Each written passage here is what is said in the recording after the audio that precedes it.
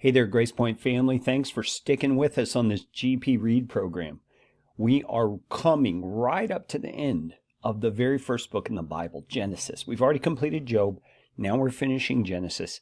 And Genesis is going to wrap up the story of Abraham and his descendants. Now, as you know, we're in the middle of the story of Joseph, the youngest, well, next to youngest actually, of Jacob's sons, the favored son, who was mistreated by his brothers and sold off into Egypt. You're going to finish up Joseph's story this week. Now, as you do, pay attention very closely to one of the most powerful statements in the Bible about the sovereignty of God. That's going to be in Genesis chapter 50, verses 19 through 20. So keep your eyes and your ears open for that as you read this week and see what you think about the two purposes that are described in that verse and how God's purpose is the one ultimately that wins the day. Okay, then you're going to move into Exodus, the book of Exodus. Now, the word Exodus means mass departure.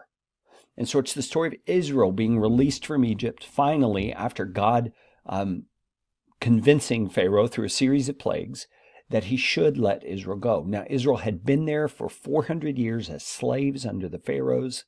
And we are excited here in the book of Exodus to start reading about their deliverance at God's hand. You're going to read about the birth of Moses, the slaughter of a bunch of Egyptian babies in one of the vain attempts to keep Israel from becoming strong. God blesses Israel. Their numbers multiply. We believe there were over 2 billion people who left Egypt under Moses' leadership when the Exodus finally took place. And you're going to see in this section Moses fleeing from Pharaoh. And we believe historically that was under the Pharaoh Thutmose III. And there are great resources online for us to verify this. You should look on YouTube for a channel called Expedition Bible. And there is a video there called The Pharaoh of the Exodus Explained. It talks about the Pharaoh that was living at the time Moses fled. That was Thutmose III. And then it also was going to mention the Pharaoh who was living during the time of the actual Exodus, Amenhotep II, the Pharaoh who actually hardened his heart. And in that video, it's pretty fascinating. You get to see the actual mummy of Amenhotep II, the Pharaoh who hardened his heart against Moses and against God.